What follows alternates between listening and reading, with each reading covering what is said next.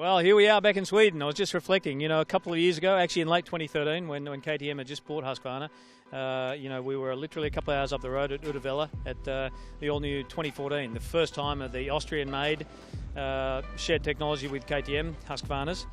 And now we're a couple of hours away from that at the township of Husqvarna. It was really interesting. We've come here to the launch for the 2017 models, all new platforms, which I'll get onto in a moment. But it was really interesting because we actually went to the township of Husqvarna, which first started making weapons, literally, for the Swedish royalty back in the late 1600s, 1689. And we were literally in the foundry where they were making those guns, is where we had dinner last night for the launch for these bikes. So look, obviously in a lot of ways that was Husqvarna reinforcing their heritage, So obviously the motorcycles haven't been made for that long, the motorcycles since 1903, but they're the longest running production or without ceasing production of all motorcycles. So here we are, we're literally 15 minutes down the road from Husqvarna. We've had some amazing tracks here today, and the idea being obviously that we go through the three two-strokes. It's the TX125, the TE250 and the TE300, and then the four four-strokes, obviously the 250, 350, 450 and 501. So in a lot of ways you guys will have seen that the bikes have been unveiled.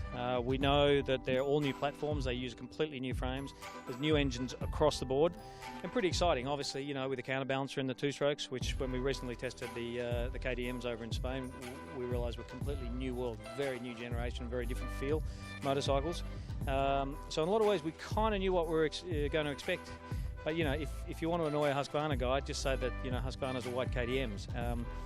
Because they're going to come out and say, well, actually, our motorcycle's a lot different, and they clearly are. And yes, frame, yes, engine, the major components of the bike they share with KTM, but bodywork entirely different.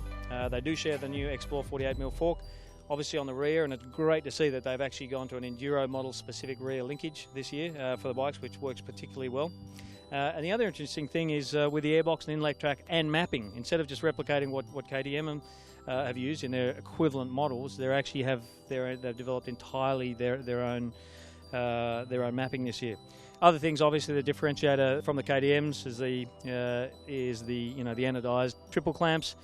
Interestingly, also on the Explore forks, you've got this this tool-free preload adjuster, which actually works really well. You get to add 3 and 6mm of preload to the bikes, and then the traction control, which the KTM, we tried on the KTM, but doesn't come as standard. I think it's about $200 out of the hard parts catalogue. Comes standard on the Husqvarna.